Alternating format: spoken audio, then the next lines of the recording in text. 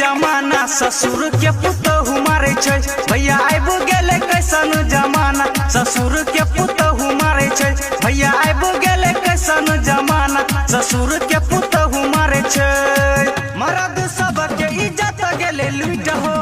घर में चले छै मौगी के जुद सब बिगड़ल जाय छै जनाना ससुर के पुतहु मारे छै भैया आइब गेले कैसन जमाना मर्द के है बहू मारे छै। जिया हो नारद जिया छा गेल मिथिला मधेश में डीजे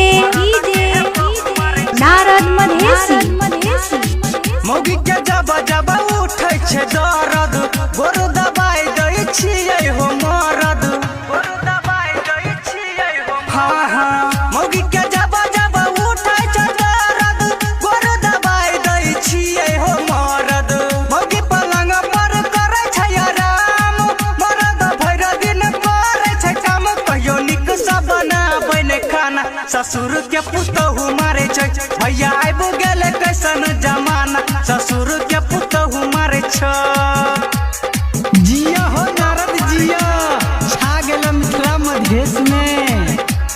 तेरहा मोर जिला धनसा राइटर सनी कहे कलयुग छै भैया सब बैठ के छै तो रुपैया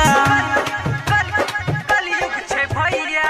कहे छै राइटर सनी कलयुग छै भैया सब बैठ के तो होय छै रुपैया पैसा वाला के माने छै बात दुनिया रहै छै ओकरे साथ चंदू सोचै छै केहन जमाना ससुर के पुतहु मारे छै भैया आइब गेले कैसन जमाना मर्द के है बहू मारे छै